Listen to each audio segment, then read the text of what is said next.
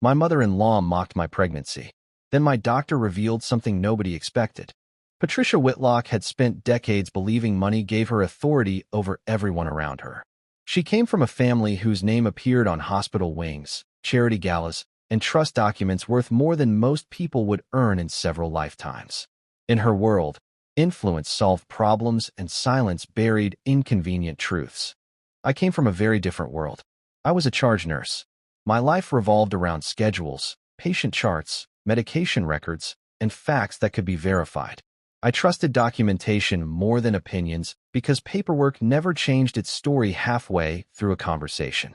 When I married Adam Whitlock, I understood that I was stepping into a family that viewed me as an outsider. They were polite in public, but the distance was always there.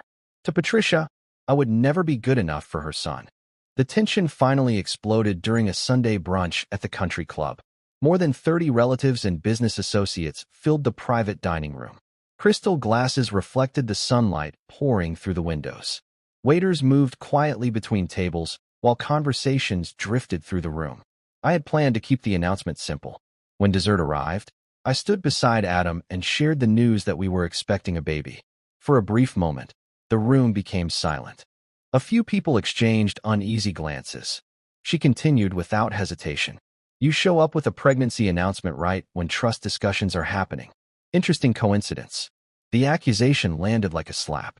I felt my face burn as whispers spread around the room. Patricia leaned back in her chair. You don't even look pregnant. No symptoms of no complications. Nothing. It sounds more like a strategy than a pregnancy. I waited for Adam to say something. Anything. Instead, he stared at the table. That hurt more than Patricia's words around us. Nobody spoke. Nobody defended me. As the silence stretched across the room, I realized something important. Patricia wasn't interested in the truth. She had already decided what story she wanted everyone to believe. What she didn't know was that the evidence waiting inside my medical file was about to destroy that story completely. The conversation should have ended there. Instead, it became a performance. Patricia didn't need to repeat her accusation. The damage had already been done. One by one, family members began moving toward her side of the room as if pulled by an invisible force. Aunts nodded along with her comments. Cousins suddenly became fascinated with their phones. Several people avoided looking at me altogether. Nobody wanted to challenge the woman who controlled so much of the family's wealth. I turned toward Adam. He was standing only a few feet away, hands buried in uncertainty. His expression caught somewhere between embarrassment and fear. For a moment, I thought he was gathering the courage to finally speak. Instead, he stepped closer and lowered his voice. Harper, please. That single word told me everything. I stared at him. Please, what? His eyes flickered toward his mother before returning to me. Just let this go. The room seemed to shrink.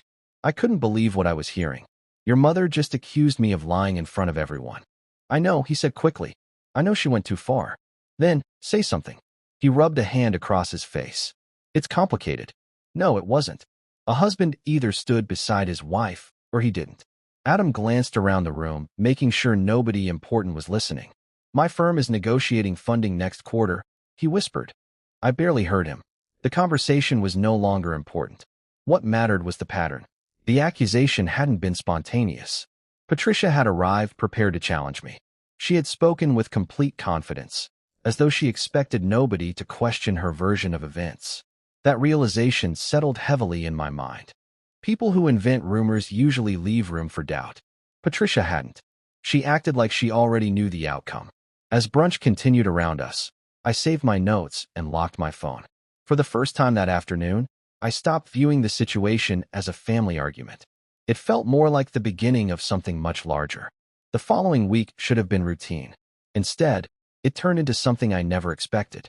Patricia refused to move on from the brunch incident. She called Adam repeatedly, sent emails, and even contacted other relatives to discuss what she described as serious concerns. By the end of the week, she had convinced herself that she deserved proof, not medical confirmation. Proof that I was wrong. When Adam informed me that Patricia wanted to attend my next appointment, I thought he was joking. He wasn't. According to him, allowing her to come would put the issue to rest. The fact that anyone believed my pregnancy required family approval was insulting enough. The fact that my husband agreed to it made it worse. Part of me wanted to refuse immediately. Another part wanted this nonsense to end, so I agreed. The morning of the appointment felt unusually heavy. The waiting room was quiet except for the occasional sound of nurses calling patients back. I checked in, completed paperwork, and tried to focus on anything except the woman sitting across from me. Patricia looked completely comfortable. She crossed one leg over the other, designer handbag resting beside her, as though she were attending a business meeting rather than someone else's medical appointment. Every few minutes, she glanced at me, not with concern, with expectation, as if she believed she was moments away from exposing a secret. When my name was called, we followed the nurse down the hallway. The examination room felt smaller than usual once everyone stepped inside. Patricia immediately positioned herself near the equipment. Adam lingered near the wall. I sat on the examination table while silence settled over the room. Nobody knew what to say. The tension had become impossible to ignore. For days, I had been questioned, judged, and treated like a suspect rather than a family member. Every conversation felt like another attempt to force me into defending my own reality. I lowered my head and pressed a hand against my face. To an outsider, it probably looked like simple tears. It wasn't. It was exhaustion. Exhaustion from being doubted. Exhaustion from standing alone. Exhaustion from watching people choose comfort over truth. The room remained silent. Even Adam avoided looking directly at me. Patricia, however, appeared almost energized by the situation. She kept checking the monitor before the examination had even begun.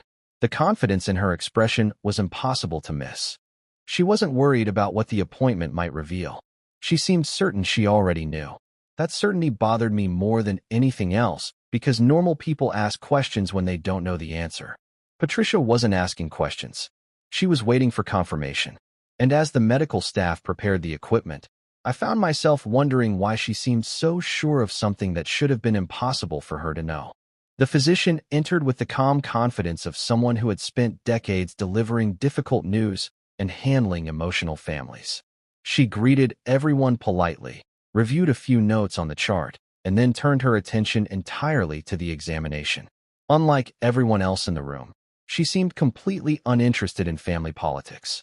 That alone made me trust her. She explained each step carefully and began preparing the ultrasound equipment. The machine hummed quietly as images started appearing on the monitor. Patricia immediately leaned forward. "There won't be much to see," she said. The doctor didn't respond. She focused on her work. The probe moved methodically as she studied the screen. Her eyes followed details invisible to everyone else in the room. Patricia stepped even closer. "Can you show us the empty area?" she asked. That would settle this quickly. The physician slowly turned her head. The look she gave Patricia wasn't angry. It was the look of a professional being interrupted while performing an important task. "I'll discuss my findings when I'm ready," she said. Patricia fell silent. For the first time since arriving, someone had refused to let her control the conversation. The room became still. The doctor continued her examination, studying measurements and reviewing multiple angles. Her expression remained neutral. Then something changed. It was subtle at first, a slight narrowing of her eyes, a longer pause, another adjustment of the probe. She looked back at the monitor again. This time, she didn't immediately continue. The atmosphere shifted instantly. As a nurse, I recognized the change before anyone else. Medical professionals learn how to hide emotions, but certain reactions are impossible to miss. The physician had seen something unexpected. Adam seemed to notice it, too. He straightened slightly. Patricia's confidence began fading. The doctor reviewed the screen several more times without speaking. Nobody dared interrupt her. The silence stretched longer with every passing second. My pulse quickened. Questions raced through my mind. The physician pressed several keys, captured additional images, and compared them carefully. Then she reached for the printer. The machine came to life. A sheet slowly emerged.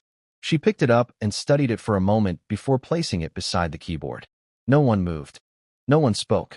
The only sound came from the equipment operating quietly in the background. When the printing finished, she gathered the images into a neat stack. Her face remained professional, but the seriousness in her expression was impossible to ignore. Whatever she had discovered, it was important. She turned away from the monitor and looked directly at the three of us. Her eyes settled on Patricia first, then Adam. Finally me. The room felt frozen. I had walked into that appointment expecting another argument. The physician's expression told me we had moved far beyond that, and whatever came next was about to change the direction of the entire conversation. The physician held the printed image in her hand for several seconds before speaking. Nobody interrupted her. Patricia appeared impatient, expecting a conclusion that would validate weeks of accusations. Adam looked nervous enough to stop breathing. I simply waited. The doctor finally turned the image toward us. "There is nothing unclear about these results," she said calmly. Patricia immediately stepped forward. "Exactly," she replied. "That's what I've been saying." The physician's expression didn't change. "No," she said, "that isn't what you've been saying." The room became silent again. The doctor pointed to specific areas on the image. Then she delivered the words nobody expected. "There isn't a fake pregnancy here, Patricia." A pause followed. "In fact, there are two." Patricia blinked. The physician lowered the page slightly. "It's twins." For a moment, nobody reacted. The words seemed too large to process. Twins. After weeks of doubt, suspicion, and humiliation, the reality landed all at once. I felt the air leave my lungs. The pressure I had been carrying for so long suddenly cracked apart. Tears filled my eyes before I could stop them, not because I had won an argument, because someone had finally spoken the truth out loud. The doctor handed me the image. My hands trembled as I looked down at it. The proof was sitting right there, simple, undeniable, real. Across the room, Adam stared at the photograph in disbelief. His face shifted from confusion to shock. Patricia looked even worse. She opened her mouth as if she intended to challenge the finding. Then she stopped. There was nothing to challenge. The evidence was literally in front of her. For the first time since this nightmare started, she had no immediate response. The victory should have felt satisfying. Instead, something else caught my attention. The physician wasn't smiling. She wasn't relieved. She wasn't acting like someone who had finished delivering good news. Her eyes had already returned to the computer screen. A deep crease formed across her forehead. She clicked through several records, opened another page, reviewed something again. The room remained quiet. The emotional tension from moments earlier slowly transformed into uncertainty. As a medical professional, I recognized the look immediately. The doctor wasn't focused on the ultrasound anymore. She was focused on the chart. That was rarely a good sign. She continued reading for another minute before leaning closer to the monitor. Then she frowned. A serious professional frown, the kind that appears when something doesn't fit. I wiped my eyes and watched her carefully. "What is it?" I asked. The physician looked away from the screen and met my gaze. "There is something in your records that makes absolutely no sense." Her voice remained controlled, but the concern behind it was unmistakable. And suddenly the pregnancy wasn't the most important thing in the room anymore. The physician rotated the monitor slightly and opened a different section of my medical file. "This has nothing to do with the ultrasound," she said. "It's something that appeared in a recent screening report." I sat up straighter. "What kind of report?" "A routine prenatal toxicology review." That answer only confused me. I had never failed a medical screening in my life. The doctor clicked through several pages, carefully reviewing the information before continuing. One of the findings showed trace exposure to a hormone-related compound. I frowned. "What compound?" She gave the name. It meant nothing to Adam or Patricia. It meant something to me, not because I had used it, but because I had heard of it. Certain compounds could interfere with normal hormonal processes and were not something a pregnant woman should knowingly consume. My stomach tightened. "There has to be a mistake," I said immediately. "I don't take anything unusual." The doctor looked directly at me. "What medications are you currently using?" "Only the vitamins my provider recommended." "Nothing else?" "No." She nodded slowly as though that answer matched what she expected. The concern on her face deepened. "That's the problem." The room grew quiet. I had spent years working around medical records, laboratory systems, and prescription databases. Mistakes happened, but something about her tone suggested she wasn't talking about an ordinary error. The physician opened another screen. This result triggered an internal review. She pointed toward a series of electronic entries. At first, we believed someone had simply entered incorrect information. I leaned forward, but she clicked again. "But the audit trail shows multiple attempts to modify your file after the result appeared." Adam looked confused. "What does that mean?" "It means the record was accessed several times." The doctor paused by someone who wasn't directly involved in Harper's care. My pulse jumped. Hospital systems tracked everything. Every login, every change, every view. Unauthorized access was taken seriously. The physician continued scrolling through the timeline. Several edits were attempted within a short period. Edits to what? I asked. The prescription history attached to your chart. A cold feeling settled in my chest. The doctor enlarged the record. It appears someone was trying to create a paper trail that would explain how this compound entered your system. Adam stared at the screen. You're saying somebody tried to alter her records? I'm saying the activity doesn't match normal medical practice. Nobody spoke. The physician closed the file and folded her hands together. As a nurse, I understood exactly how alarming that statement was. This was no longer a question about health. Someone had apparently gone looking for my records, and someone had been very interested in changing what they said. The atmosphere in the room shifted instantly. Whatever tension had been building earlier turned into something sharper, heavier, harder to breathe through. The physician turned the monitor back toward us and pointed at a line of data most people would never notice. It wasn't medical information this time, but system activity logs.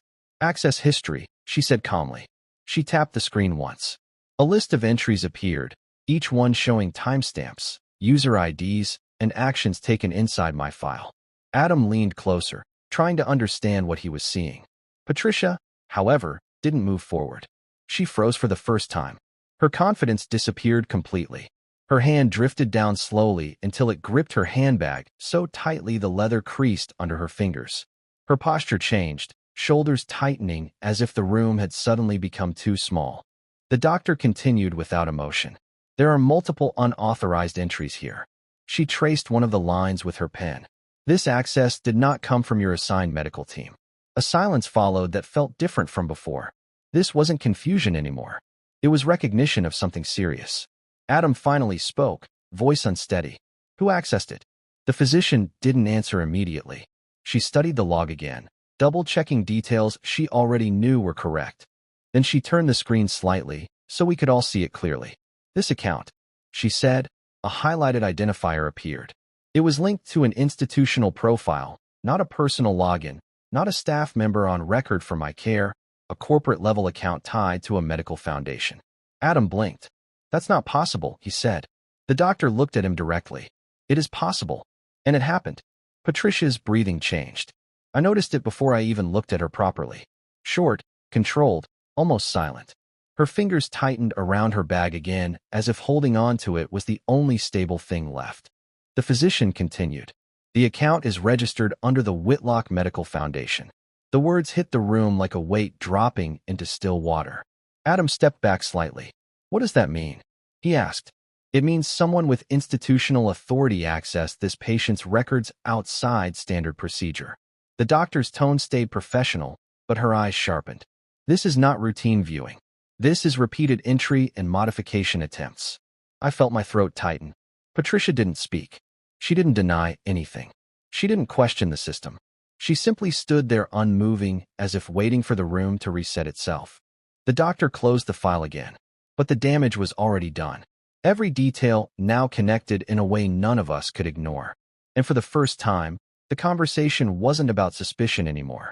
It was about accountability. The pieces that had been scattered across the last few days finally began to align. What initially looked like separate incidents now formed a single connected pattern, each detail pointing toward a direction that was hard to ignore. The physician stayed quiet for a moment, reviewing everything again with the kind of focus that comes when a case stops being routine and turns serious. The doctor didn't speculate. She stayed on data, batch numbers, dispensing routes, authorization levels. Each layer added more weight to what was already forming into something difficult to dismiss. The most disturbing part wasn't just the compound itself. It was how carefully the system showed it could have been introduced without immediate detection. A controlled adjustment, a quiet substitution, something that would not raise alarms until after the fact. Adam's expression changed slowly as he followed the explanation like he was trying to catch up with something moving too fast. I felt my thoughts slow down instead. Not from shock anymore, but from clarity. This wasn't random. It wasn't confusion in the system. It was direction. A deliberate sequence of actions placed into a process that normally assumes trust. The physician leaned back slightly. This kind of alteration requires coordination, she said, either from someone with direct access or someone operating through compromised credentials. That distinction mattered because it turned the situation from an error into intent. I looked at the chart again, trying to separate what was medical from what had been manipulated. But the pattern was too consistent, too structured. Even the timing of each entry lined up with moments I remembered clearly. Appointments, prescriptions, follow-ups, all of it now felt different in hindsight. The physician closed the file, but her expression stayed firm. "This doesn't happen without purpose," she added quietly. No one responded because at that point there was only one question left that mattered. Not what happened, but why it was arranged this way in the first place. The room stayed still for a long moment after the explanation ended. No one seemed ready to move forward from what had just been revealed. She already understood the IT access logs, the full audit trail, and the original toxicology report. I continued along with the ultrasound records and imaging confirmation. My voice didn't break. It stayed even, controlled. "I want everything verified and sealed." The doctor nodded once, already moving toward compliance. Adam finally turned toward me. "Harper," he started, but stopped halfway. I didn't look at him. My attention stayed on the documentation being prepared. This wasn't about arguments anymore. It wasn't about who believed what. It was about record integrity, evidence, traceable facts that couldn't be rewritten or softened later. As the physician began printing and securing the files, I stood up slowly from the table. My legs felt steady again. Across the room, Patricia shifted slightly. For the first time, she didn't try to interrupt or control the situation. A pause. "Now you have proof of a crime." No raised voice, no anger in tone, just finality. The words didn't invite response. They ended the discussion. Patricia didn't answer. Neither did Adam. For the first time, the control in the room didn't belong to the people who had been speaking the loudest. It belonged to the records in my hand. The days that followed didn't look like chaos from the outside. There were no public arguments, no dramatic confrontations, no emotional outbursts meant to satisfy anyone watching. I didn't return to the family home. I didn't answer calls that had no purpose. Everything unnecessary was cut off. What remained was process. I delivered the certified medical records, audit logs, and verified reports directly to a federal-level legal authority through formal submission channels. Nothing was exaggerated. Nothing was interpreted. Only documented facts were presented exactly as they were issued. From that point forward, the matter stopped being personal and became procedural. Investigators didn't ask for opinions. They asked for sequence, access history, authorization paths, and documentation sources. Every answer already existed inside the files I had secured. When the review expanded, multiple systems confirmed the same pattern of unauthorized access and record manipulation tied to institutional credentials. That alone shifted the case into a higher legal category. Patricia's legal team attempted to contain the situation, but the structure of the evidence left very little space for negotiation. The audit trail was complete. The medical integrity violations were traceable. The timing of each entry matched external events too precisely to dismiss. Within days, the tone of all communication changed. Requests replaced demands. Statements replaced arguments. Then came the settlement phase. It was not a discussion. It was a structured agreement presented under legal pressure involving multiple charges including datablock activity, medical interference, and endangerment-related violations. The language was formal, but the meaning was simple. The consequences were unavoidable if it went further. Patricia signed not because she accepted responsibility, but because there were no alternatives left that protected her from escalation. The agreement dissolved every financial claim previously used as leverage. Trust protections were neutralized through legal separation terms that could not be challenged later. Assets tied to the marriage were divided in a way that ensured stability rather than control. I didn't argue for more than what was fair. I didn't need to. Once everything was finalized, I stepped out of the process as quietly as I had entered it. No final confrontation was necessary. No final speech was required. I returned to my life without obstruction. My professional standing remained intact. My financial independence was secured. The home was retained under my name through the finalized settlement terms, and no further claims could be made against it. What mattered most was simpler. There was no more interference, no more distortion of facts, only stability moving forward. The system had done its work, and I didn't look back to check the cost. If you enjoyed this story, drop a comment and let me know your thoughts. And don't forget to subscribe for more stories like this. Like, See you in the next one.